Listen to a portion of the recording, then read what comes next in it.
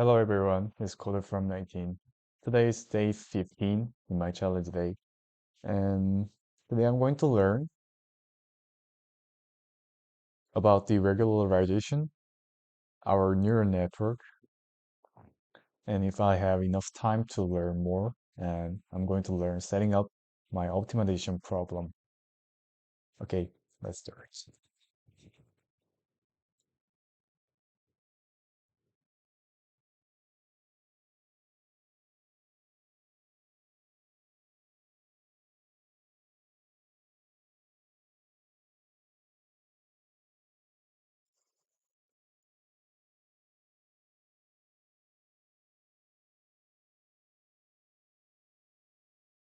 Why does regularization help with overfitting? Why does it help with reducing variance problems?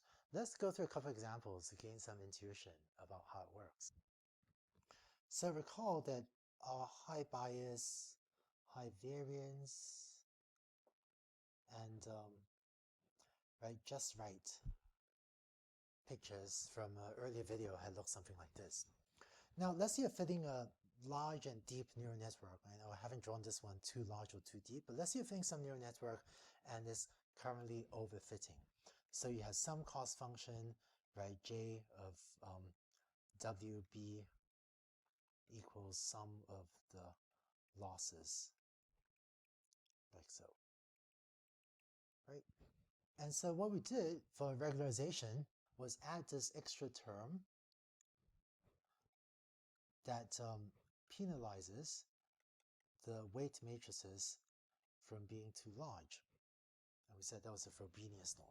So why is it that shrinking the L2 norm or the frobenius norm of the parameters might cause less overfitting? One piece of intuition is that if you crank the regularization lambda to be really, really big, they'll be really incentivized to set the weight matrices W to be reasonably close to zero. So one piece of intuition is maybe it'll set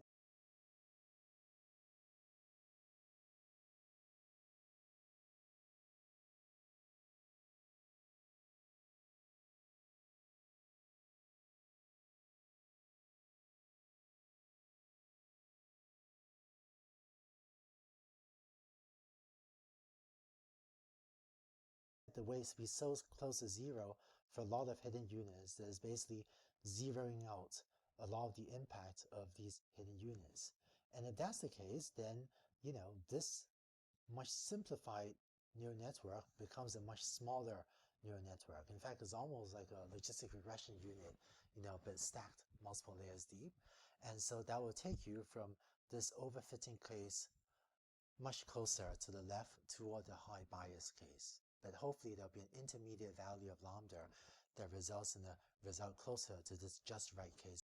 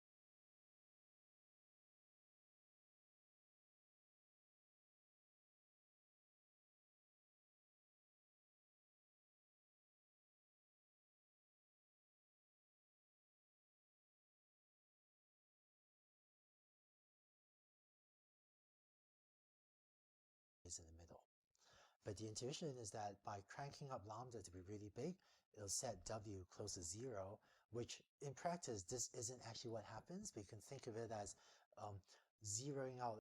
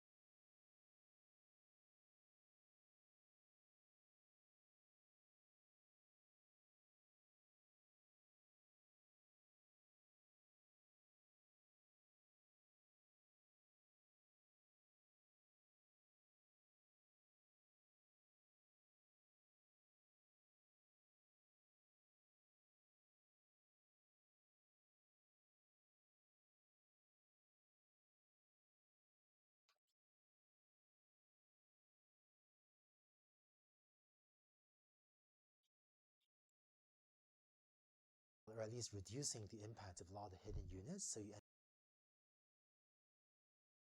end up with what might feel like a simpler network that gets closer and closer to N. Regularization help variance problems. Let's go through a couple examples to gain some intuition about how it works. So recall that our high bias, high variance, and right, just right pictures from an earlier video had looked something like this. Now let's see if fitting a large and deep neural network. I know I haven't drawn this one too large or too deep, but let's see if fitting some neural network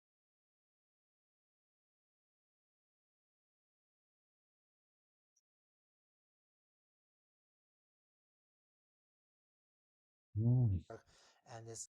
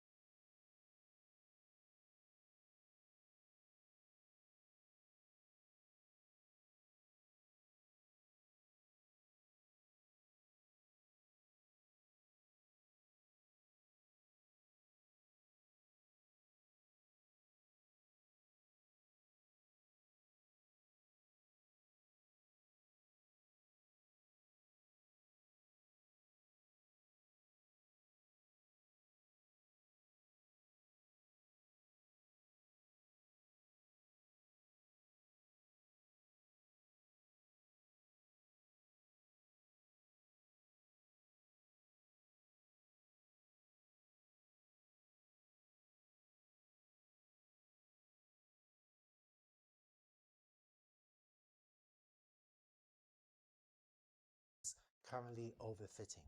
So you have some cost function, right? J of WB equals sum of the losses, like so, right? And so what we did for regularization was add this extra term that penalizes the weight matrices from being too large. And we said that was a frobenius norm. So why is it that shrinking the L2 norm or the frobenius norm of the parameters might cause less overfitting? One piece of intuition is that if you crank the regularization lambda to be really, really big, they'll be really incentivized to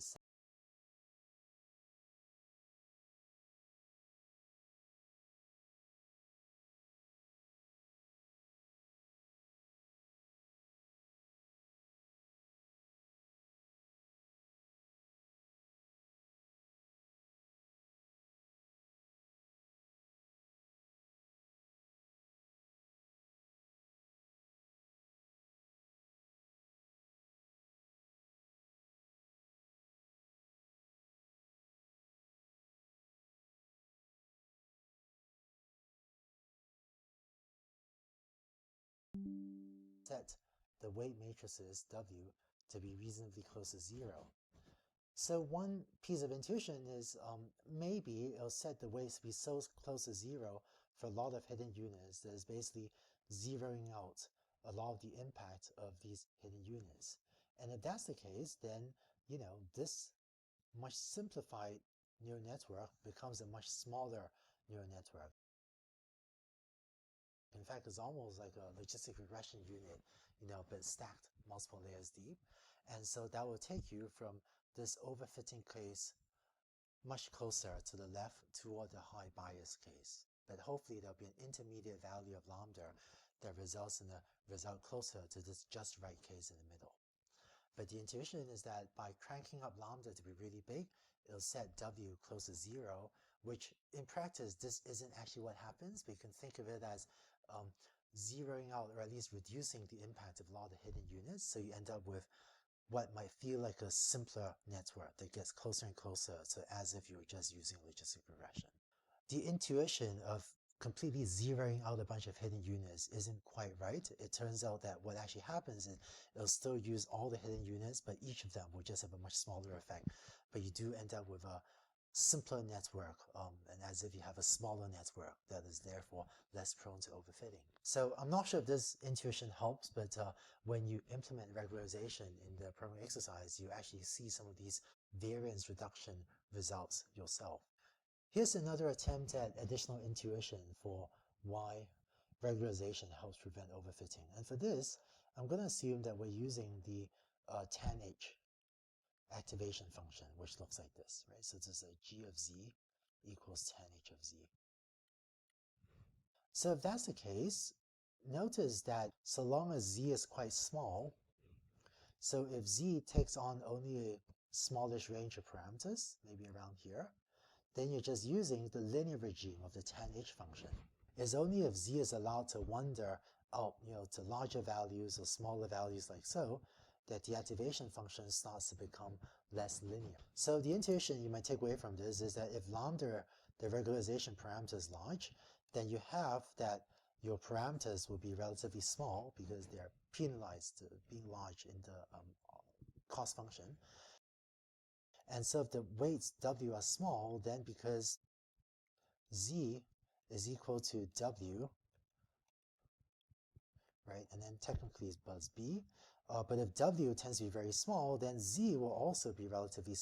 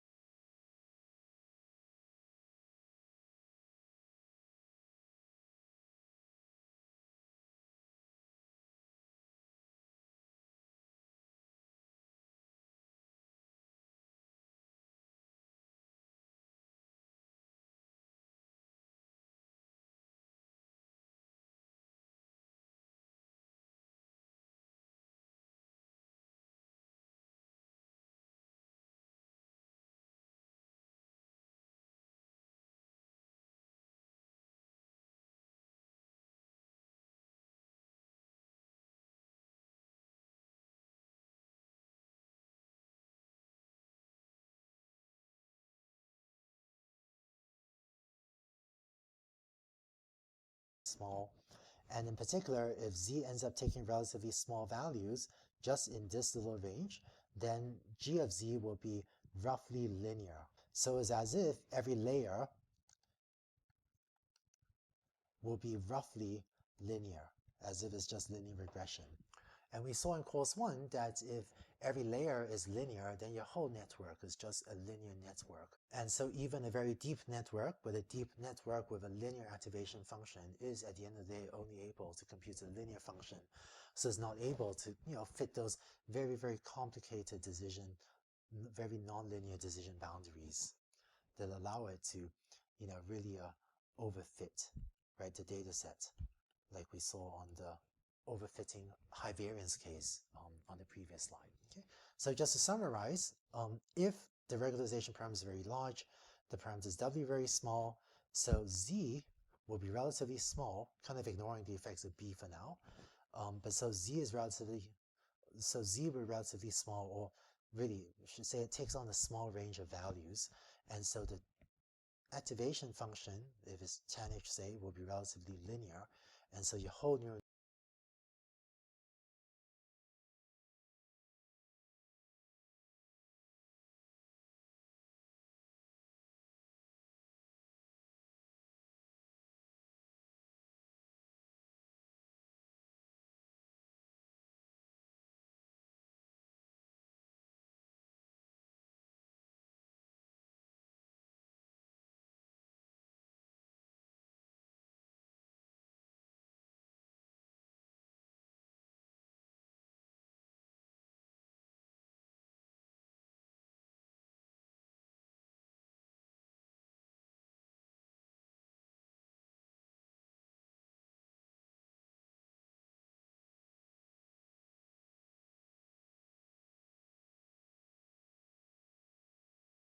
network will be computing something not too far from a big linear function, which is therefore a pretty simple function rather than a very complex, highly nonlinear function.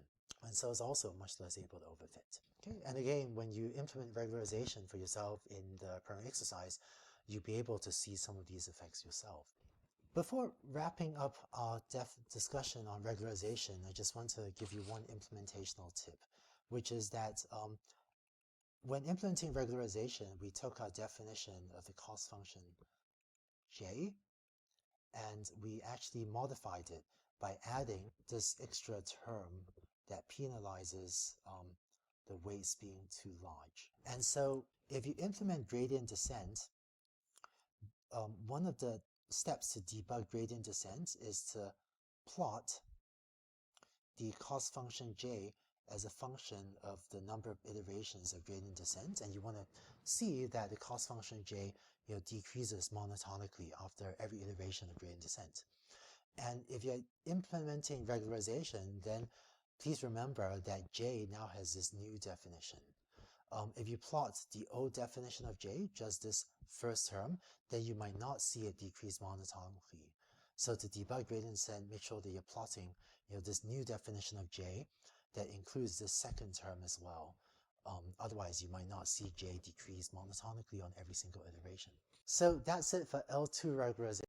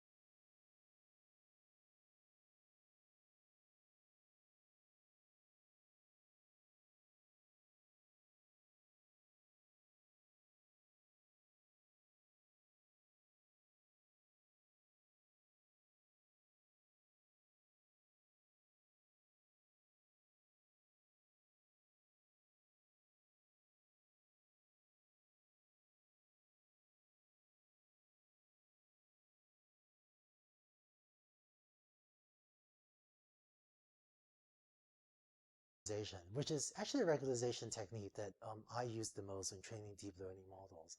In deep learning, there's another sometimes used regularization technique called dropout regularization. Let's take a look at that in the next video.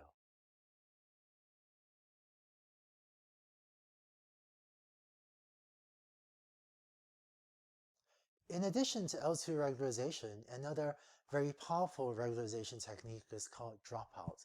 Let's see how that works. Let's say you've trained a neural network like the one on the left and is overfitting. Here's what you do with dropout. Let me make a copy of the neural network.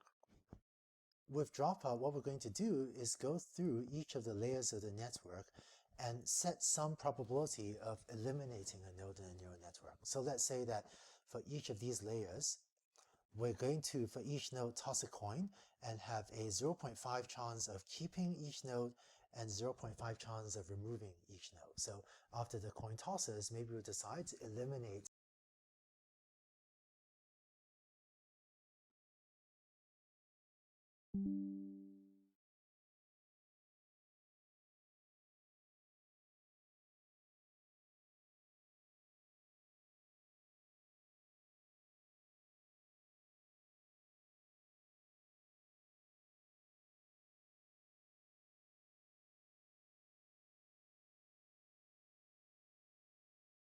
those nodes.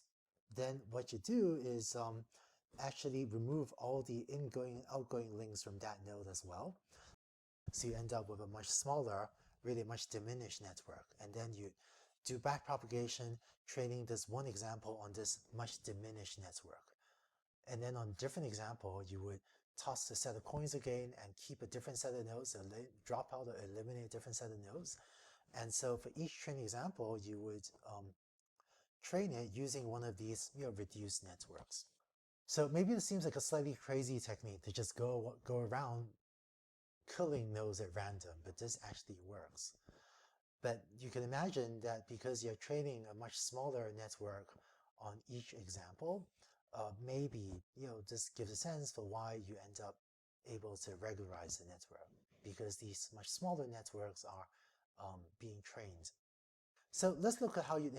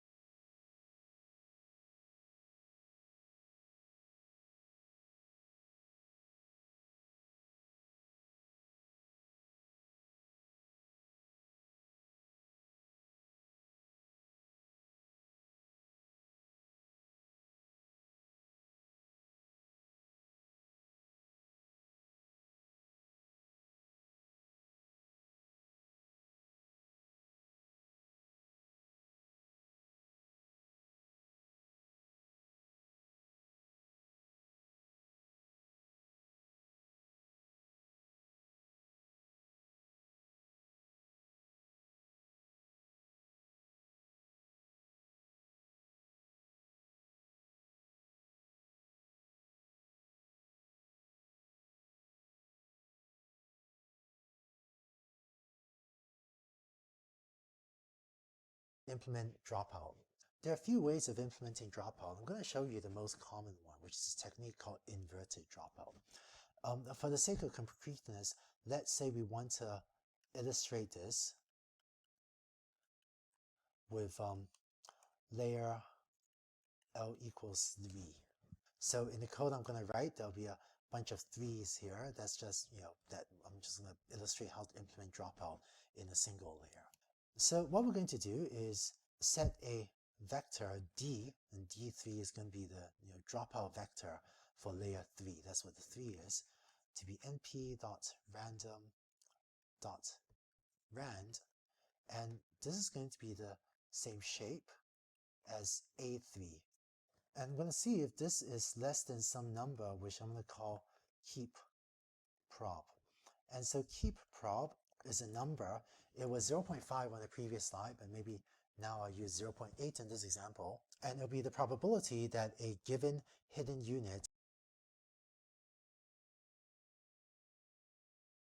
will be kept. So if keep prob is equal to 0.8, then this means that there's a 0.2 chance of eliminating any hidden unit. So what this does is it generates a random matrix, and this works as well if you have vectorized. But so D3 will be a matrix where for each example and for each hidden unit, there's a 0.8 chance that the corresponding D3 will be 1 and a 20% chance that it'll be 0, right? So, this random number being less than 0.8, that has a 0.8 chance of being 1 or being true, and a 20% chance, a 0.2 chance of being false or being 0.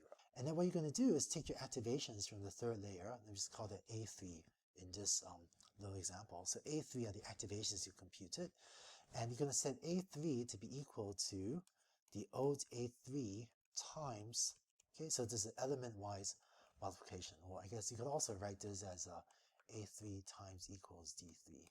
But what this does is for every element of D3 that's equal to 0, and there was a 20% chance of each of the elements being 0, you end up, this multiply operation ends up zeroing out the corresponding element of D3.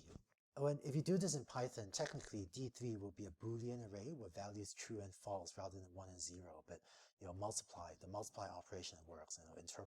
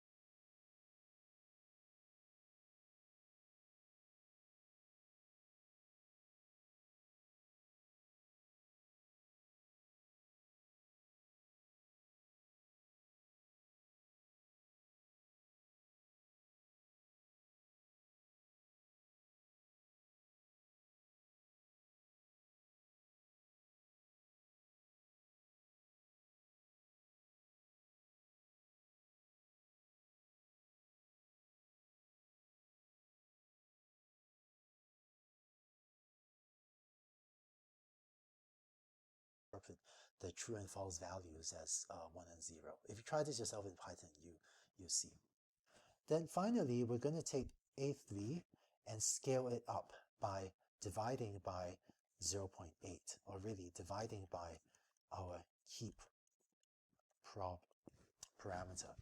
So let me explain what this final step is doing. Let's say for the sake of argument that you have 50 units or 50 neurons in the third hidden layer. So maybe A3 is 50 by 1 dimensional, or if you have factorization, maybe it's 50 by m dimensional. So if you have a 80% chance of keeping and 20% chance of eliminating them, this means that on average you end up with 10 units, shut off, or 10 units zeroed out. And so now if you look at the value of Z4, Z4 is going to be equal to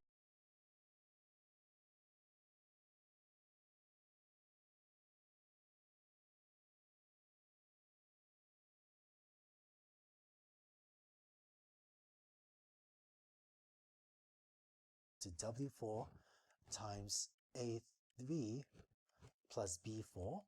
And so on expectation, this will be reduced by 20%, by which I mean that 20% of the elements of A3 will be zeroed out. So in order to not reduce the expected value of Z4, what you do is you need to take this and divide it by 0.8, because this will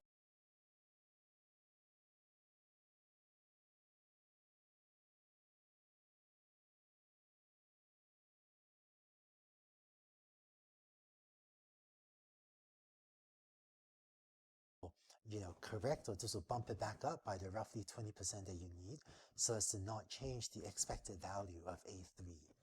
And so this line here is what's called the inverted dropout technique, and is effective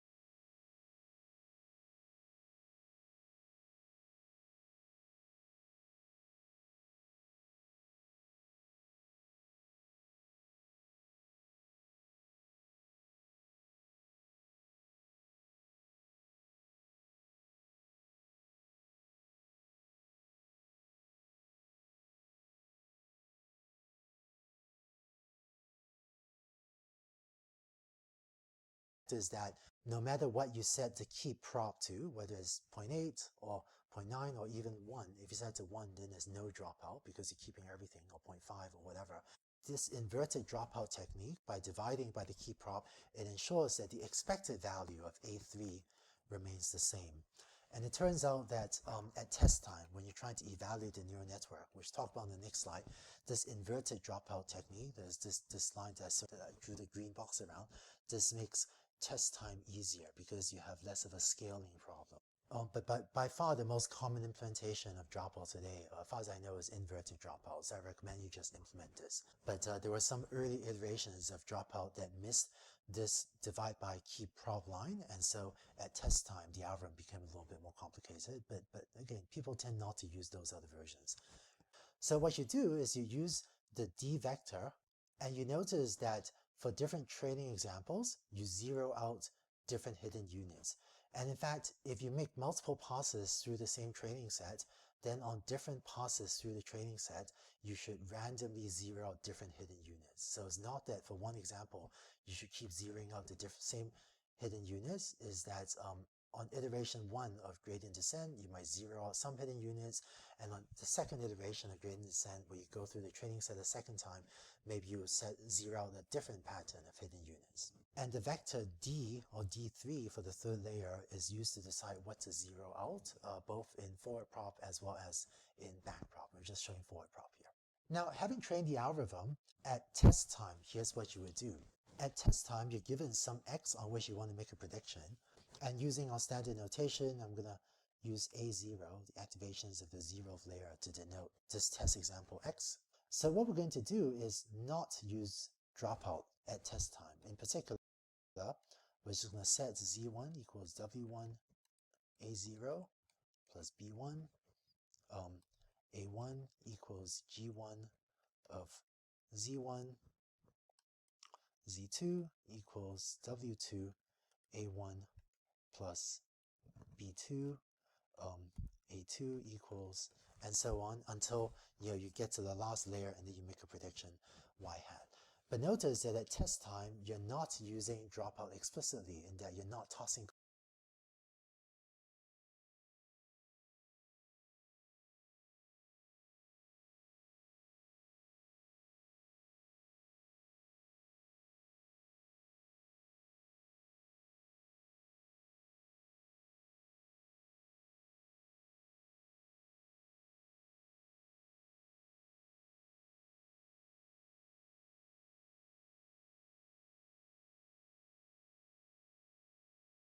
coins at random. You're not flipping coins to decide which hidden units to eliminate.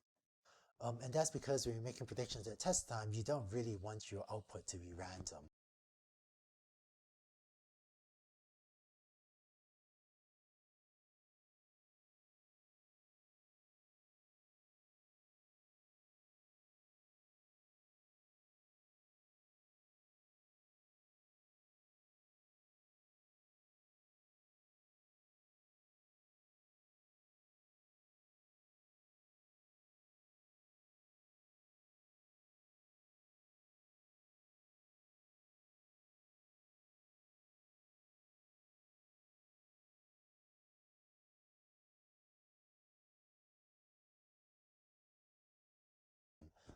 If you were implementing dropout at test time, that just add noise to your predictions.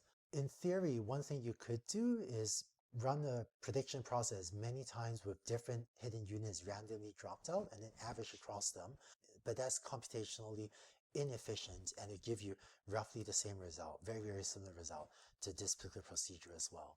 And I just mentioned the inverted dropout thing. Remember the step on the previous slide where we divided by the keep prop. The effect of that was to ensure that even when you don't implement dropout at test time, to the scaling, the expected value of these activations don't change, so you don't need to add in an extra funny scaling parameter at test time that's different than what you had at training time. So that's dropout, and when you implement this in this week's program exercise, you gain more first-hand experience with it as well. But why does it really work? What I want to do in the next video is give you some better intuition about what dropout really is doing. Let's go on to the next video.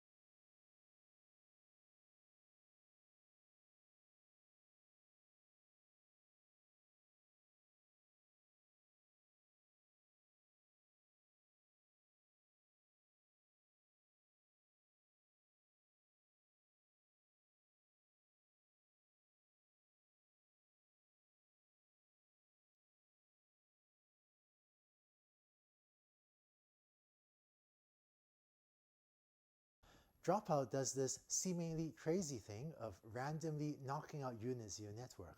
Why does it work so well as a regularizer? Let's gain some better intuition.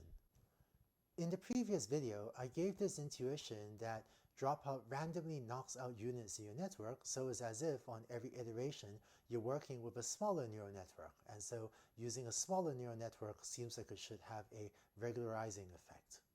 Here's a second intuition, which is, let's look at it from the perspective of a single unit, right? Let's say this one. Now, for this unit to do its job, it has four inputs and it needs to generate some meaningful output. Now, with dropout, the inputs can get randomly eliminated. Sometimes those two units will get eliminated, sometimes a different unit will get eliminated. So what this means is that this unit, which I'm circling in purple, it can't rely on any one feature because any one feature could go away at random.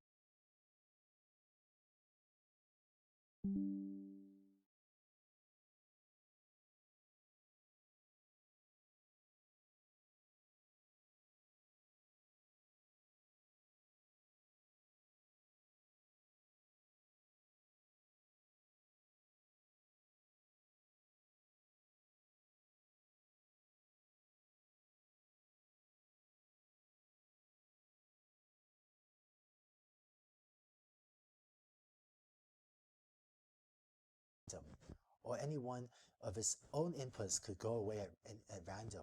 So in particular, it'll be reluctant to put all of its bets on, say, just this input, right? The weights, we're reluctant to put too much weight on any one input because it could go away. So this unit will be more motivated to spread out its weights and give you a little bit of weight to each of the four inputs to this unit.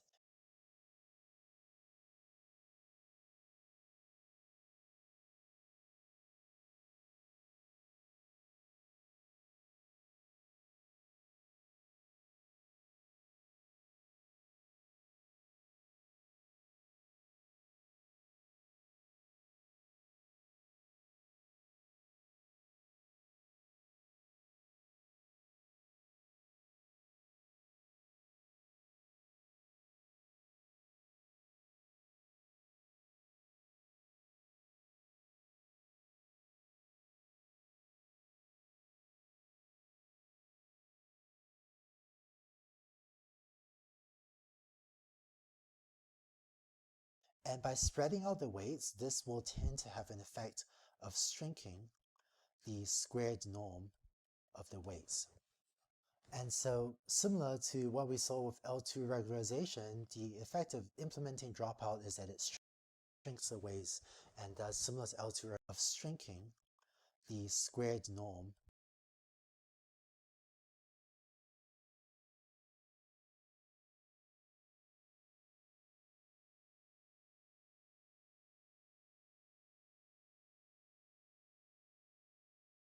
of the weights. And so similar to what we saw with L2 regularization, the effect of implementing dropout is that it shrinks the weights and does similar to L2 regularization, it helps to prevent overfitting. But it turns out that dropout can formally be shown to be an adaptive form of L2 regularization, but the L2 penalty on different weights are different, depending on the size of the activations being multiplied into that weight. But to summarize, it is possible to show that dropout has a similar effect to L2 regularization. Only the L2 regularization applied to different weights can be a little bit different and even more adaptive to the scale of different inputs. One more detail for when you're implementing dropout, here's a network where you have 3 input features. This is 7 hidden units here, 7, 3, 2, 1. So one of the parameters we had to choose was the keep prop, right, which is a chance of keeping a unit in each layer. So it is also feasible to vary keep prop by layer. So for the first layer, your matrix W1 will be 7 by 3. Your second weight matrix will be 7 by 7. W3 will be 3 by 7, and so on. And so W2 is actually the biggest weight matrix, right? Because they're actually the largest set of parameters will be in W2, which is 7 by 7. So to prevent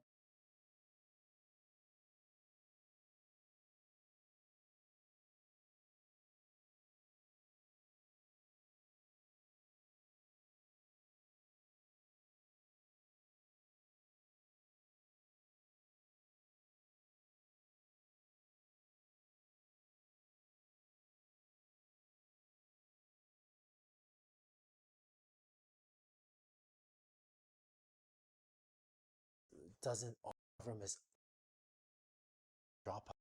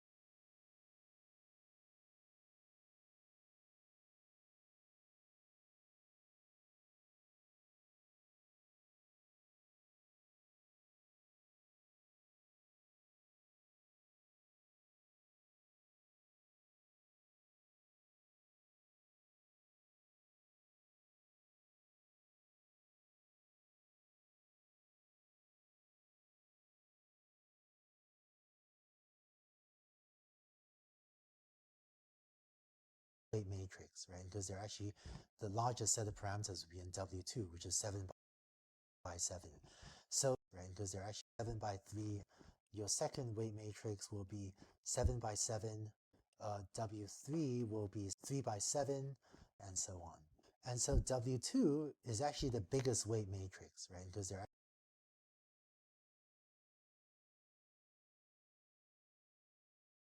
actually the largest set of parameters would be in W2, which is 7 by 7. So to reduce overfitting of that matrix, maybe for this layer, I guess this is layer 2, you might have a key prop that's relatively low, say 0.5. Whereas for different layers where you might worry less about overfitting, you could have a higher key prop. Maybe this is 0.7, maybe this is 0.7. And then for layers where you don't worry about overfitting at all, you can have a key prop of 1.0, right? So, for clarity, these are numbers I'm drawing in the purple boxes.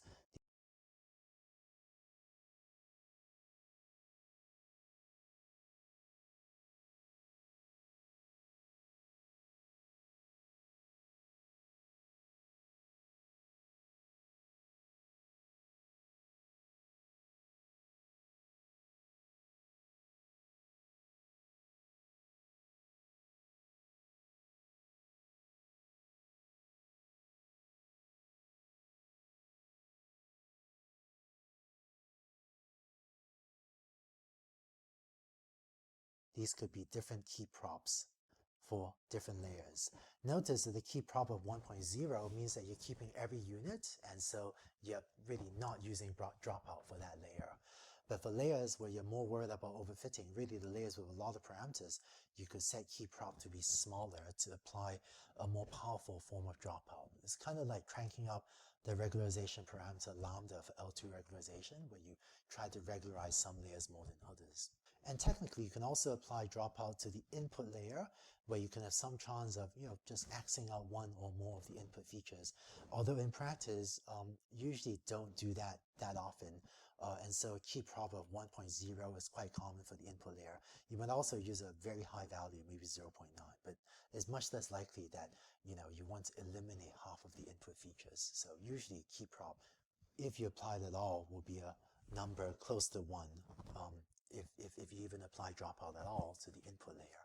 So just to summarize, if you're more worried about some layers overfitting than others, you can set a lower key prop for some layers than others. The downside is this gives you even more hyperparameters to search for using cross-validation. One other alternative might be to have some layers where you apply dropout and some layers where you don't apply dropout, and then just have one hyperparameter, which is a key prop for the layers for which you do apply dropout. And before we wrap up, just a couple implementational tips. Many of the first successful implementations of dropouts were to computer vision. So in computer vision, the input size is so big. You're inputting all these pixels that you almost never have enough data. And so dropout is very frequently used in computer vision. And there are some computer vision researchers that pretty much always use it, almost as a default. But really, the thing to remember is that dropout is a regularization technique. It helps prevent overfitting. And so unless my algorithm is overfitting, I wouldn't actually bother to use Dropout. So it's used somewhat less often in other application areas. It's just if computer vision, you usually just don't have enough data, so you're almost always overfitting, which is why there tend to be some computer vision researchers that just swear by Dropout. But intuition, doesn't always generalize, I think, to other disciplines. One big downside of Dropout is that the cost function J is no longer well defined. On every iteration, you're randomly, killing off a bunch of nodes. And so if you're double checking the performance of gradient descent, it's actually harder to double check that, right? You have a well-defined cost function J that is going downhill on every iteration, because the cost function J that you're optimizing is actually less well defined, or is certainly hard to calculate. So you lose this debugging tool to be able to plot a graph like this.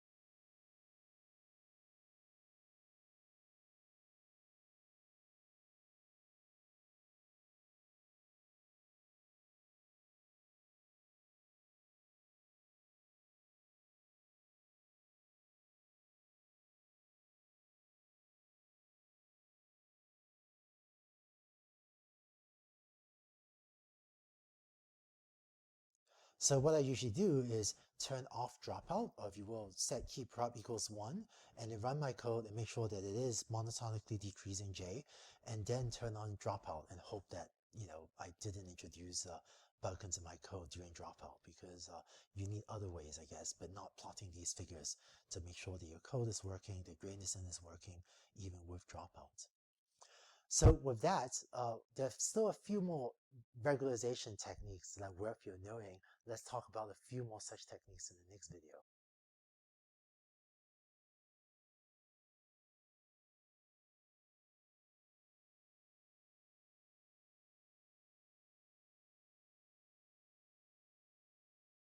In addition to L2 regularization and dropout regularization, there are a few other techniques for reducing overfitting in your neural network. Let's take a look. Let's say you're fitting a cat classifier.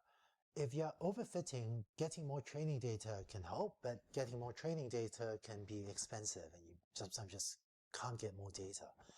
But what you can do is augment your training set by taking an image like this and, for example, flipping it horizontally and adding that also to your training set.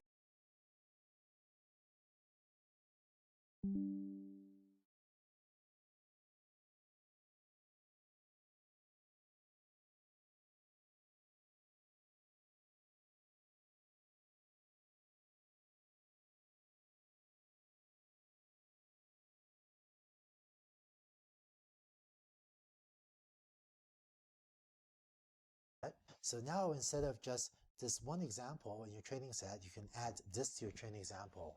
So by flipping your images horizontally, you could maybe double the size of your training set. Because your training set is now a bit redundant, this isn't as good as if you had collected an additional M set of brand new independent examples, but you could do this without needing to pay the expense of going out to take more pictures of cats. And then other than flipping horizontally, you can also take random crops of the image. So here we've rotated and sort of randomly zoom into the image, and this still looks like a cat.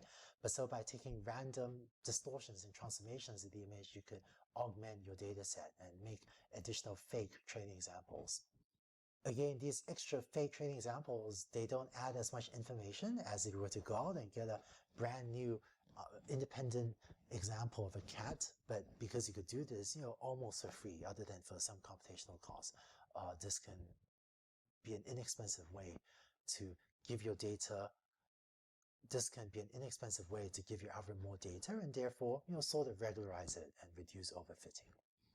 And by synthesizing examples like this, what you're really telling your algorithm is that if something is a cat, then flipping it horizontally is still a cat. Notice I didn't flip it vertically because maybe we don't want upside down cats, right? And then also maybe randomly zooming into how the image is probably still a cat. For optical character recognition, you can also augment your dataset by taking a digit and imposing random rotations and distortions to it. So if you add these things to your training set, these are also still digit 4s. For illustration, I applied a very strong distortion, so this looks like a very wavy 4. In practice, you don't need to distort the 4 quite as aggressively, but just a more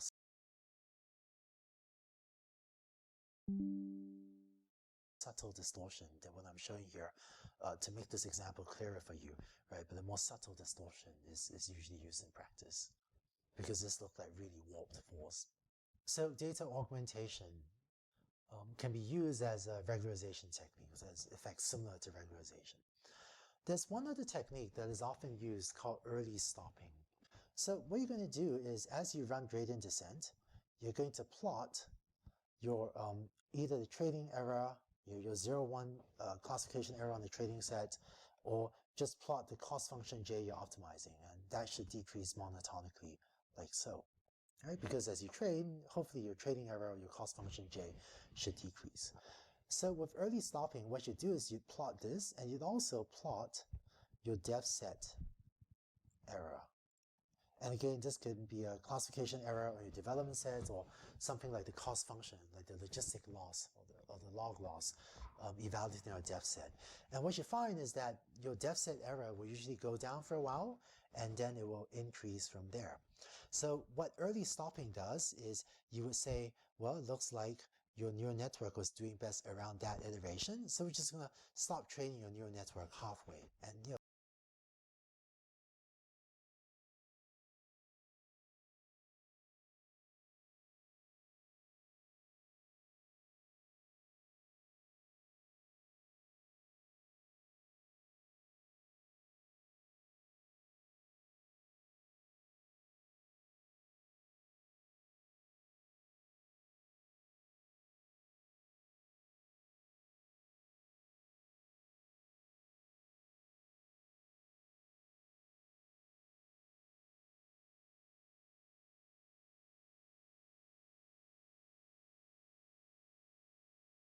take whatever value achieved this depth set error. So why does this work? Well, when you haven't run many iterations for your neural network yet, your parameters W will be close to 0 because with random initialization, you probably initialize W to small random values. So before you train for a long time, W is still quite small. And as you iterate, as you train, W will get bigger and bigger and bigger until here, maybe you have a much larger value of the parameters W for your neural network. So what early stopping does is by stopping halfway, you have only a mid-size, right, W. And so similar to L2 regularization, by picking a neural network with smaller norm for your parameters W, hopefully your neural network is overfitting less. And the term early stopping refers to the fact that you're just stopping the training of your neural network early. I sometimes use early stopping when training a neural network, but it does have one downside. Let me explain. I think of the machine learning process as comprising several different steps. One is that you want an algorithm to optimize the cost function j, and we have various tools to do that, such as gradient descent, and then we'll talk later about other algorithms like momentum and RMS prop and Adam and so on. But then after optimizing the cost function j, you also want it to not overfit. And we have some tools to do that, such as regularization, getting more data, and so on. Now, in machine learning, we already have so many hyperparameters to search over. It's already very complicated to choose among the space of possible algorithms. And so I find machine learning easier to think about when you have one set of tools for optimizing the cost function j, and when you're focusing on optimizing the cost function j, all you care about is finding W and B so that j of W and B is as small as possible. You just don't think about anything else other than reducing this. And then it's a completely separate task to not overfit. In other words, to reduce variance. And when you're doing that, you have a separate set of tools for doing it. And this principle is sometimes called orthogonalization. And this is idea that you want to be able to think about one task at a time. I'll say more about orthogonalization in a later video, so if you don't fully get the concept yet, don't worry about it. But to me, the main downside of early stopping is that this couples these two tasks. So you no longer can work on these two problems independently. Because by stopping gradient descent early, you're sort of breaking whatever you're doing to optimize the cost function j, because now you're not doing a great job reducing the cost function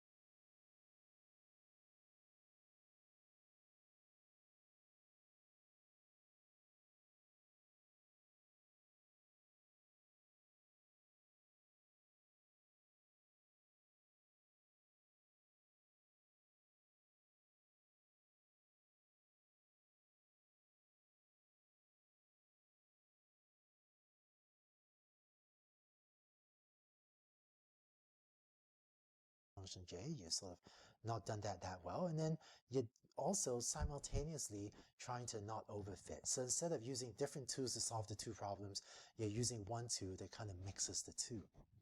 And this just makes the set of things you could try more complicated to think about. Rather than using early stopping, one alternative is just use L2 regularization. Then you can just train the neural network as long as possible. I find that this makes the search space of hyperparameters easier to decompose and easier to search over. But the downside of this, though, is that you might have to try a lot of values of the regularization parameter lambda. And so this makes searching over many values of lambda more computationally expensive. And the real advantage of early stopping is that running the gradient descent process just once, you get to try out values of small w, mid-size w, and large w without needing to try a lot of values of the regularization, L2 regularization hyperparameter lambda. If this concept doesn't completely make sense to you yet, don't worry about it. When we talk about orthogonalization in greater detail in a later video, I think this will make a bit more sense. Despite its disadvantages, many people do use it. I personally prefer to just use L2 regularization and try different values of lambda. That's assuming you can afford the computation to do so. But early stopping does let you get a similar effect without needing to explicitly try lots of different values of lambda. So you've now seen how to use data augmentation, as well as, if you wish, early stopping in order to reduce variance or to prevent overfitting in your neural network. Next, let's talk about some techniques for setting up your optimization problem to make your training go quickly.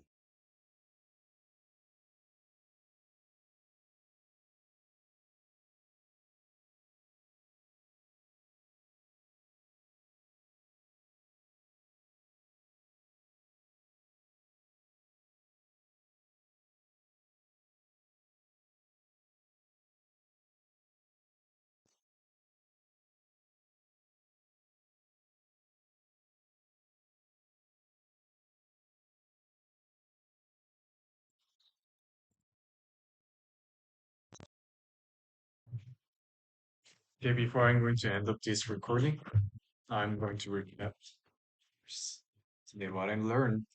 It's about the regularization. The first regularization technique I learned is L2 regularization, which is we use lam lambda of 2m, and we product with a W norm square. The W norm is mean that basically is just the sum of all the components, which is a squared, and it's called also a frobenius norm. And we can follow this because we have another term in the cost function. We also need to update backpropagation appropriately. And here is the backpropagation we can derive from this cost function. And also when we update, the dw term is also changed. So as you can see, here is the new term, like wl minus um, alpha lambda of m. And this leads to a slightly less than 1 with a matrix. We multiply a weight matrix with a number slightly less than 1. So next topic is why regularization reduces the overfitting.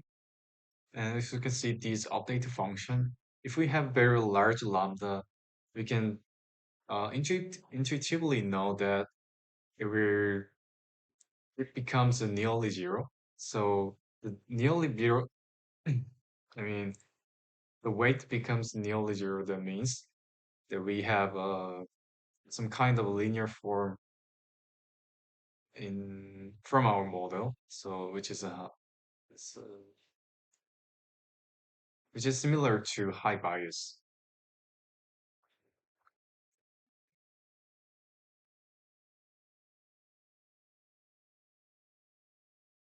But this is an extreme case, so we can just make a balance between the high bias and high variance to avoid overfitting.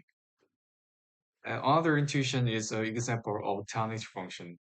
So when the lambda is big, the issuing the weight matrices, already seen in the above section, and when weight matrices are small, jet G is also relatively small because G follow this equation, as we already seen a lot, which is based on the previous activation and current multiplied with current weights.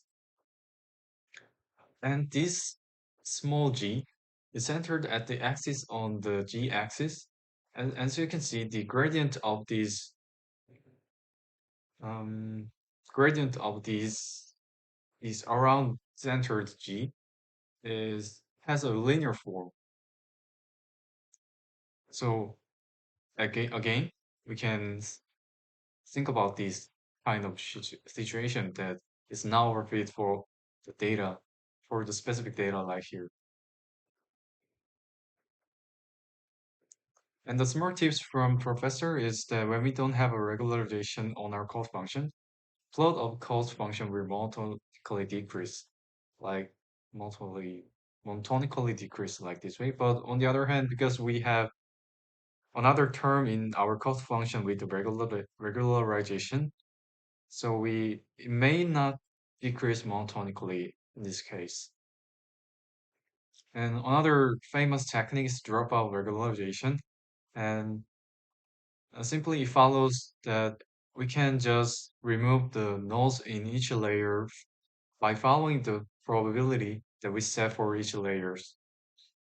To implement this, and there's an inverted dropout technique.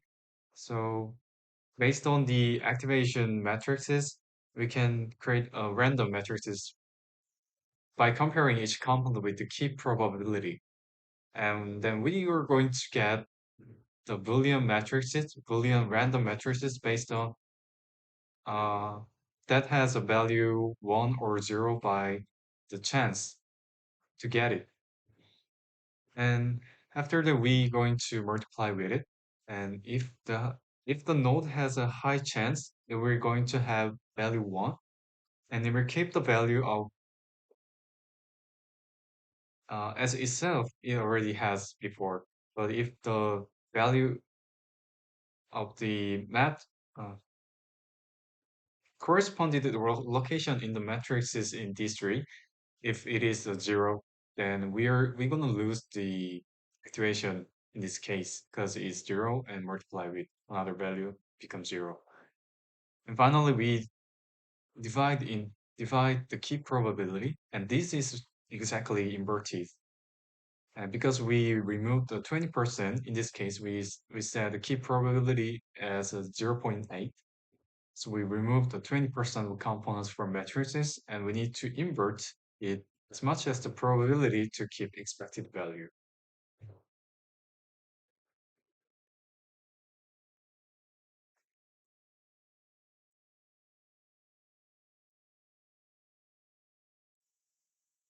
To understand dropout, how it works, and we can just see this image to understand it simply. Because we can't rely on one feature.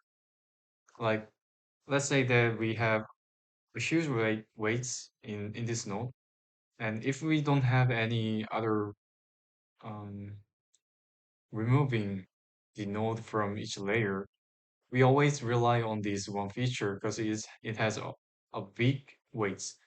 But by eliminating the nodes randomly from previous layer, always randomly for each iteration, we can spread out the weight because in the first iteration we can remove this one, and in the second iteration we may going to remove these 2 second another different nodes from the layer.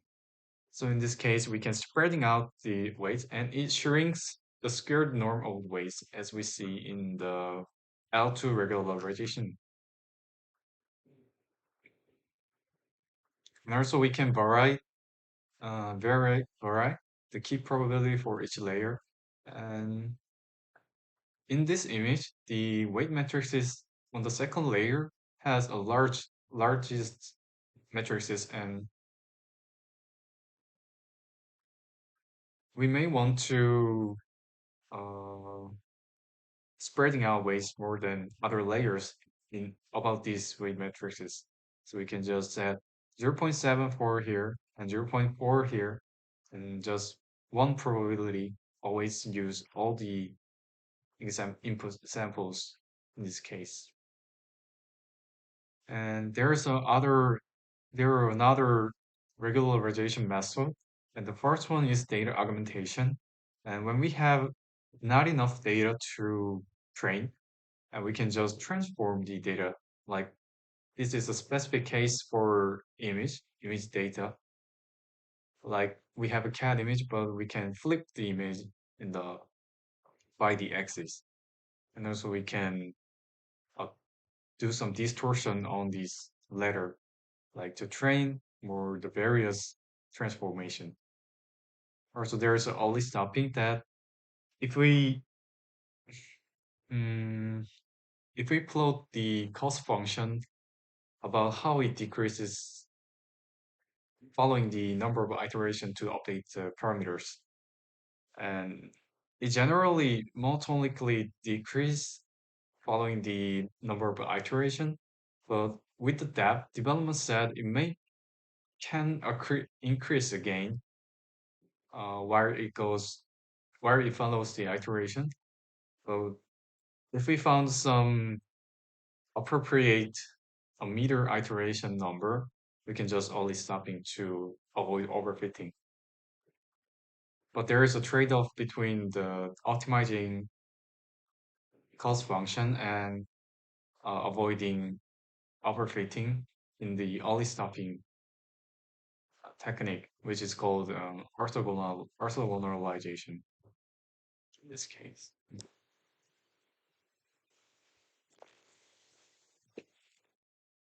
Okay, today's end of today's recording, and thanks for the watching. Bye.